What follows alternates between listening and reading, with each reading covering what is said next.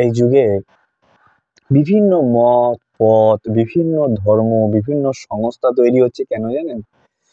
সবাই বলছে যে দেখো তুমি আমার ধর্মে আসো, তুমি আমার ধর্মে আসো, তুমি আমার ধর্মে যোগদান করো, আমার ধর্মটা বড়, আমার ধর্মটা বড়।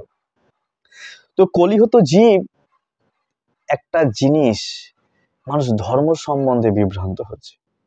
কলিহত জীব বিভিন্ন ধর্মে গিয়ে যোগদান করছে, বিভিন্ন সংস্থায় যোগদান করছে, কারণ মানুষ সঠিক ধর্ম তত্ত্ব না জেনে বিভিন্ন জায়গায় সে ফেসে যাচ্ছে। ধর্মের যে চূড়ান্ত উদ্দেশ্য, ধর্ম কেন করব, কি দরকার, কেউ যদি সোনাকে না জানে তাহলে সে সোনার তুলবে না। সোনার ভ্যালু কতটা সে যদি না জানে সে সোনাটা তুলে নেবে না। ঠিক তেমনি ধর্ম তো প্রচুর আছে, হাজারো ধর্ম আছে। এখন বাস্তবিক পক্ষে কারা সঠিক পরিমাণে সঠিক জায়গায় ধর্মকে অনুসন্ধান করছে, কারা সেই সমস্ত ব্যক্তি? ভাগবতমে বলা হচ্ছে যারা সুমেধা সম্পন্ন ব্যক্তি, তারা ভাগবত ধর্ম করবে, তারা সংকীর্তন যজ্ঞ করবে, সুমেধা সম্পন্ন ব্যক্তিরা। হ্যাঁ, কৃষ্ণ বর্ণম তিসা কৃষ্ণম সাঙ্গ পাঙ্গ আশ্ব পার্শ্বদম যজ্ঞই সংকীর্তন প্রয়োজন্তি হি সুমেধা। যারা সুমেধা সম্পন্ন ব্যক্তি, ভাগবতমে শুকদেব গোস্বামী বলছেন সুমেধা।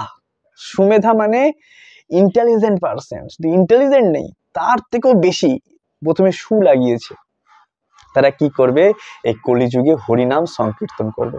আর হরিনাম সংকীর্তন, এই যে সংকীর্তন যোগ্য, কলৌ তৎ হরি কীর্তনাথ, শাস্ত্রে বিভিন্ন জায়গায় বলা হচ্ছে।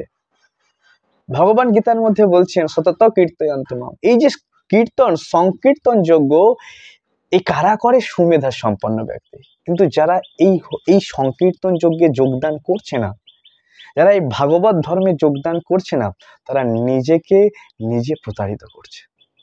কারণ এই কলিযুগ চিটিং এর যুগ, সবাই একে অপরকে চিটিং করছে। তাই আমাদের কি করতে হবে?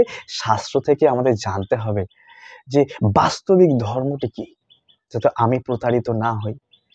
হ্যাঁ, তাই সেই সুমেধা সম্পন্ন সেই ব্যক্তিগুলি, তারা যদিও খুব কম, এই সুমেধা সম্পন্ন ব্যক্তি, ভগবত গীতার মধ্যে ভগবান বলছেন মনুষ্যনাম সহস্রেষু কশ্চিৎ, কশ্চিৎ কোনো এক, হাজার হাজার ব্যক্তির মধ্যে, হাজার হাজার ব্যক্তির মধ্যে কশ্চিৎ কোনো একজন যততি সিদ্ধ হয়, সে যত্নশীল হবে এই ভাগবত ধর্ম, এই সংকীর্তন যজ্ঞ, এই হরিনাম যজ্ঞে যারা অংশগ্রহণ করবে, তারা কোনো একজন হাজার হাজার ব্যক্তির মধ্যে। এই জন্য বুদ্ধিমানী হতে হবে। আমরা আমাদের বাচ্চাকে পড়াশোনা করানোর সময় ভালো টিচার খুঁজি, আমরা ডাক্তার কাছে যাওয়ার সময় ভালো ডক্টর খুঁজি, পাশ করা এমবিবিএস কিনা।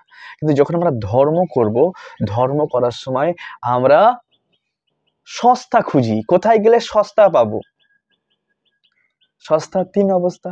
সস্তা খুঁজতে গেলে আমাকে কেউ চিটিং করবে, তাই আমাকে শাস্ত্র থেকে দেখতে হবে শাস্ত্র কি বলছে, কোন ধর্মের কথা বলছে, কোন ধর্মটি করলে আমি অনায়াসে এই দুঃখময় সংসার থেকে নিস্তার পেতে পারি, এই দুঃখ থেকে মুক্তি পেতে পারি। কোন ধর্মটি করলে আনন্দ সমুদ্রে নিমজ্জিত হতে পারি, সেটাই আমাদের ভাগবতম খুব সুন্দরভাবে শেখাচ্ছেন। মহাপ্রভু বলেছেন প্রতি পদম প্রণামৃত সাধনাম, প্রতি পদে পদে আমরা যদি এই ভাগবত ধর্ম করি, এই সংকীর্তন যজ্ঞে অংশগ্রহণ করি, প্রতি পদম প্রণামৃত সাধনাম, প্রতি পদে পদে আমরা আনন্দ পেতে পারি। যদি আমরা এই সংকীর্তন যজ্ঞে, এই ভাগবতম যজ্ঞে, এই ভাগবত কথায় অংশগ্রহণ না করি, ভাগবতমে যে ধর্মের কথা বলছি সেই ধর্মে অংশগ্রহণ না করি, বলছে পদম পদম যদ বিপদম, প্রতি পদে পদে এই জগতে বিপদ। তাই আমাদের কর্তব্য হচ্ছে সেই সংকীর্তন যজ্ঞে অংশগ্রহণ করা। Chant Hare Krishna and be happy. জয় শ্রী প্রভুপাদ।